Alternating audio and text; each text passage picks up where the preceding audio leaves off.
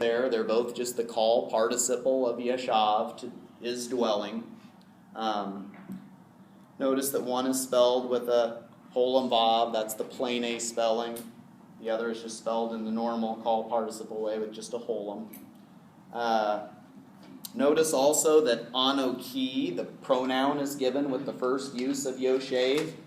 Participles need to have an expressed subject. They don't have that person within them, so you get I am dwelling. It's not emphatic, it's just needed there. But it is sort of emphatic here because of the pairing, right? I am dwelling in the midst of a house of cedars, but the ark of Yahweh is dwelling in the midst of tents. What's the dictionary form of tok, Mike? Tok. Yeah, it means in the midst of here, batok. But that tok part, it's ba on the front of tok. Remember what the dictionary form of tok is? Middle midst. That's what it means. But what's the Hebrew word that you're going to look up in the dictionary to find out tok? I looked up batok. Should it have batok? Yeah, batok. Really? It might. Bartelt actually has that listed in his glossary. Maybe so.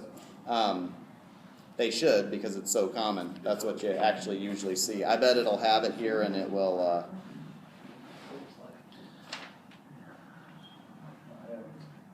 No. The lexicon doesn't have it. It's tavek. Tavek. Remember that two-syllable word, tavek? In its construct form, shrinks to one-syllable tok. This is just like... here it's batok. It's just like bavait earlier in the sentence. Ba on the front of bait. What's the dictionary form of bait? Bait means house of. How do you just say house? Bayit. Two-syllable word, bayit. All right, any questions on verse 2? Let's just skip down real quick while we'll get there. I just wanted to look at the temporal clause in verse 4, but we'll get there. So. All right, verse 3, Jeremiah. And Nathan said to the king, all that which is in your heart, go and do, for Yahweh is with you.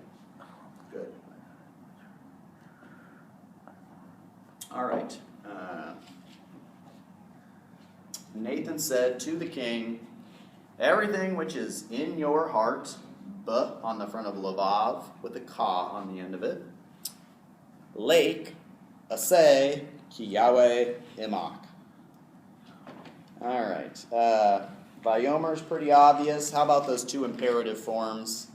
What verbs are they from? Pretty straightforward. Halak and asa.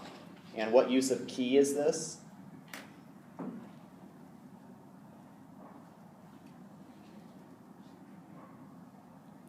How you translate it? I translate because. Because, for. What label do we slap on that? It's not really by means of here. Probably explanatory key. That's what I call it, explanatory key. Arnold and Choi have two categories, causal and evidential, which get translated for or because. And here you could probably causal. Yeah. Why do this? Because Yahweh is with you. Okay. Imak. Notice the suffix. Notice the pronoun suffix on imak here. You notice anything funny about it? What's the suffix? A final cough with a schwa in it. What normally does that designate?